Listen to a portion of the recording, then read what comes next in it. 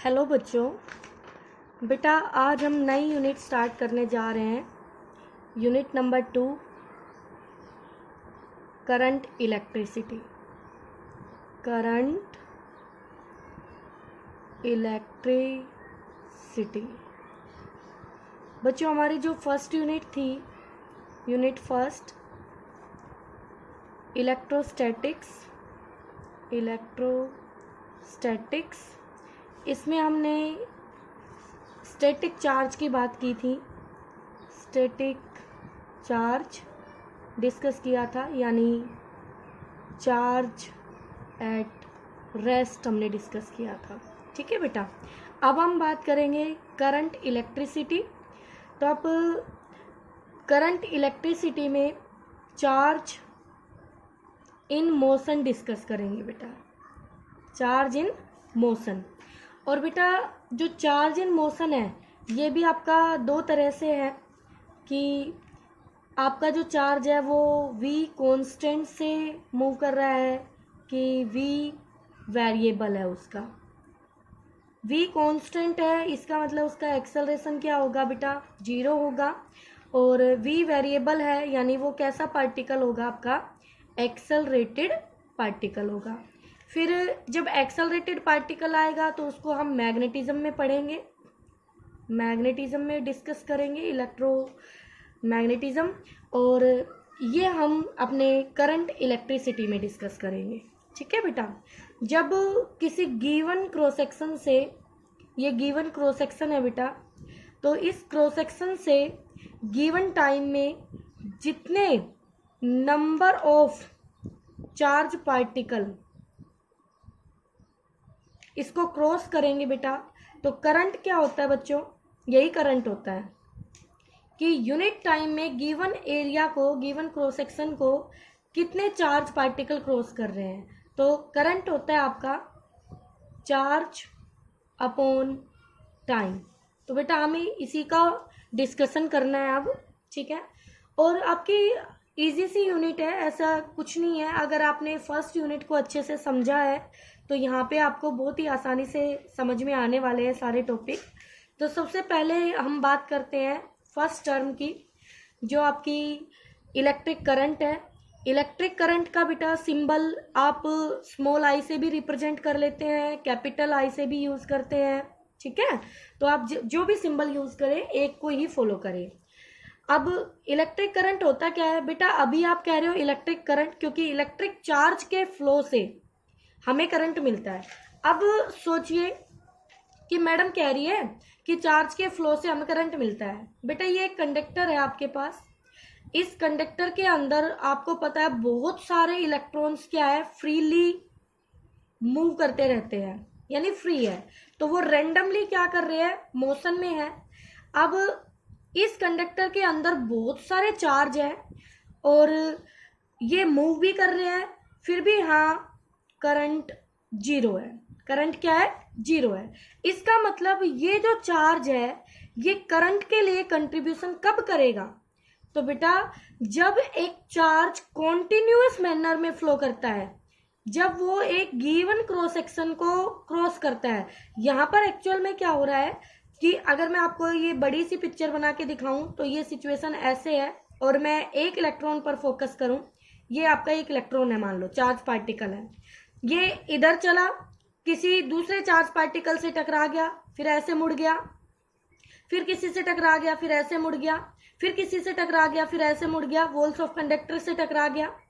ऐसे इसका जो पाथ होता है वो जिगजैग होता है। कैसा होता है, जिगजैग होता है। तो इसका कॉन्टिन्यूअस मोशन नहीं है बेटा।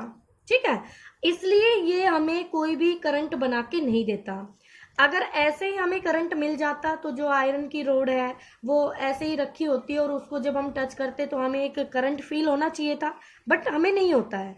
क्यों नहीं होता है, क्योंकि जब आपके पास ऐसे चार्ज पार्टिकल्स होते हैं तो इन चार्ज पार्टिकल की जो एवरेज वेलोसिटी आएगी बेटा, जो एवरेज वेलोसिटी आएगी वो 0 आएगी। क्यों आएगी 0, क्योंकि इसका मोशन लगातार रैंडमली चेंज हो रहा है, और वेलोसिटी आपको पता है वेक्टर क्वांटिटी है, तो यहाँ पे एवरेज वेलोसिटी उसकी क्या हो जाएगी, 0 हो जाएगी। ठीक है बेटा, अब रूम टेम्परेचर के ऊपर चार्ज पार्टिकल मोशन में है, फिर भी करंट नहीं बना रहे हैं। लेकिन जैसे हम इनको एक पोटेंशियल डिफरेंस प्रोवाइड करते हैं, यानी एक बैटरी लगाते हैं, ये पॉजिटिव टर्मिनल, ये नेगेटिव टर्मिनल, तो ये इलेक्ट्रॉन्स क्या करना शुरू कर देते हैं, एक यूनिफॉर्म मैनर में फ्लो करना शुरू कर देते हैं। तो यहां से इलेक्ट्रॉन्स इस पॉजिटिव टर्मिनल की तरफ अट्रैक्ट होंगे, ये पॉजिटिव टर्मिनल यहां जाएगा और ये नेगेटिव टर्मिनल यहां आएगा कंडक्टर के।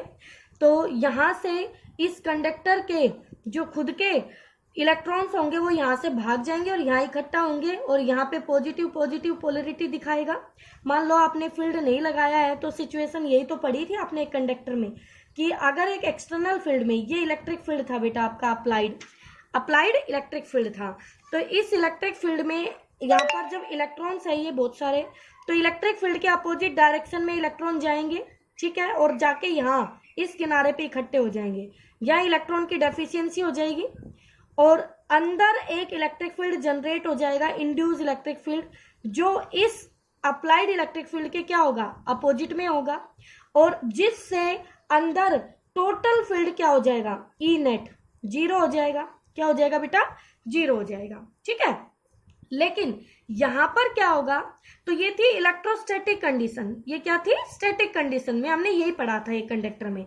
लेकिन अब हम पढ़ेंगे कि चार्ज के मूवमेंट में स्टैटिक कंडीशन नहीं है, हमने एक एक्सटर्नल बैटरी दे दी है जिससे यहाँ पॉजिटिव टर्मिनल, यहाँ नेगेटिव टर्मिनल, तो ये चार्ज अब यहाँ इकट्ठा नहीं हो पाएगा, इस चार्ज को एक पाथ मिल गया इस वायर के थ्रू, तो ये यहाँ से चलता हुआ इसके पास पहुंचेगा, यहाँ पर पॉजिटिव है वो इसकी तरफ अट्रैक्ट होंगे, ठीक है। तो यहां से कंटिन्यूअस क्या करेंगे, इलेक्ट्रॉन्स एक क्रॉस सेक्शन को क्रॉस करेंगे, तो करंट जो डायरेक्शन हम दिखाते हैं, कन्वेंशनल जो डायरेक्शन होती है वो opposite to flow of electron हम दिखाते हैं, यानी इलेक्ट्रॉन ऐसे आ रहे हैं, ये इलेक्ट्रॉन है और ये इलेक्ट्रॉन ऐसे जा रहा है, उसका पाथ ये है, लेकिन करंट क्या होगा, पॉजिटिव टर्मिनल से इलेक्ट्रॉन के अपोजिट में, तो करंट ऐसे फ्लो करेगा सर्किट में, ठीक है बेटा। अब देखिए ये इलेक्ट्रॉन्स अगर बैटरी नहीं थी तो ये यहाँ इकट्ठे हो रहे थे, बिल्कुल हो रहे थे मैम, क्योंकि उसको कोई पाथ ही नहीं मिला तो वो सरफेस पे जाके रुक गया। अब यहाँ पे इकट्ठे हो गए, लेकिन अब इसको एक पाथ मिल गया है तो ये इस पाथ के थ्रू मूव कर जाएगा, तो लगातार यहाँ पर क्या होता रहेगा, एक फ्लो होता रहेगा। तो ये होता है हमारी बैटरी, जिससे बैटरी कनेक्ट करने से एक कंडक्टर के अंदर करंट फ्लो करने लगता है। क्यों, क्योंकि जो आई है, जो करंट है आपका, वो चार्ज अपॉन टाइम, तो गिवन टाइम में गिवन क्रॉस सेक्शन को जितना चार्ज क्रॉस करता है वो ही करंट होता है बेटा। ये इसकी पूरी बेसिक कॉन्सेप्ट था जो हमने डिस्कस किया है अभी, ठीक है बेटा। तो देखिए ध्यान से, तो करंट होता है हमारा rate of change of net charge, okay बेटा। अब किसी क्रॉस सेक्शन में मान लो इधर से कोई चार्ज आ रहा है, इधर से कोई चार्ज जा रहा है, तो नेट चार्ज की बात हो रही है बेटा। कंट्रीब्यूशन कौन करता है, नेट चार्ज करता है। तो क्या इंस्टेंटेनियस करंट को मैं लिख सकती हूँ I equal to d q by d t, rate of change of या rate of flow of charge, ठीक है बेटा, rate of flow of charge. Average current क्या होता है बच्चा, total charge upon total time, इसको ऐसे भी रिप्रेजेंट करते हैं बेटा और आई एवरेज से भी डिनोट करते हैं, ठीक है। तो ये हो गया आपके पास, तो ये यूनिट कितनी आ गई, कूलाम चार्ज की यूनिट और नीचे टाइम सेकंड इनवर्स, और बेटा दूसरी यूनिट है इसकी एम्पियर, क्या बेटा, एम्पियर, उसको ए से रिप्रेजेंट करते हैं, ठीक है। किससे रिप्रेजेंट करते हैं, ए से रिप्रेजेंट करते हैं, एम्पियर, AMPERE, एम्पियर, ओके। अब देखिए अगर हम इस फॉर्मूले को उठाएं तो हमारे पास डी क्या बनेगा, I इंटू डी टी, यानी अगर चार्ज गिवन है और वो टाइम पे डिपेंड करता है तो आप उसको एक बार डिफ्रेंशिएट कर दीजिए, टाइम के रिस्पेक्ट में आपको करंट मिल जाएगा।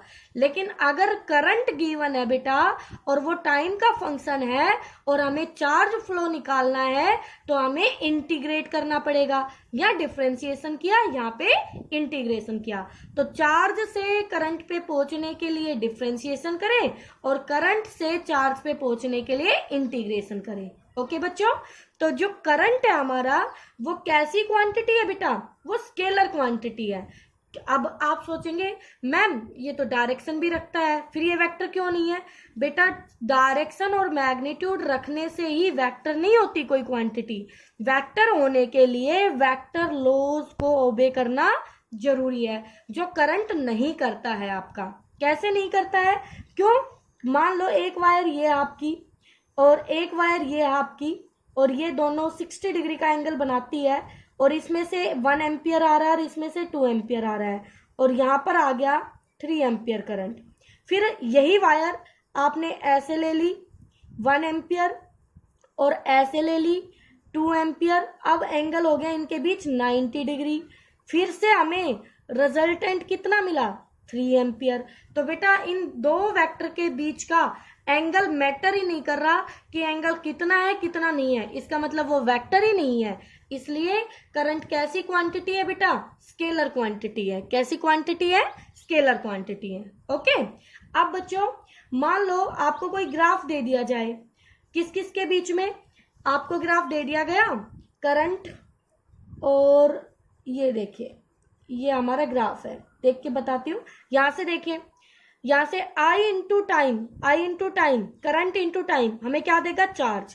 तो यहाँ पे करंट I और यहाँ पर T। अगर इसका कोई भी कर्व आएगा, कैसा भी कर्व आएगा, कोई भी कर्व, यानी करंट वेरी कर रहा है टाइम के साथ, तो वो कर्व मान लो फॉर एग्जांपल ऐसे आया, तो इसका जो ये एरिया बनेगा बेटा, ये आपको क्या देगा? ये आपको चार्ज देगा। क्या देगा? चार्ज। तो देखो area under I versus T graph हमें क्या देगा? Charge flow. ठीक है, ओके। अब छोटा सा एक क्वेश्चन देख लीजिए। अगर करंट 3 + 2t एम्पियर गिवन है, तो हमें बताना है कितना चार्ज फ्लो करेगा टाइम t = 0 से t = 4 सेकेंड तक। देखते हैं कितना करेगा।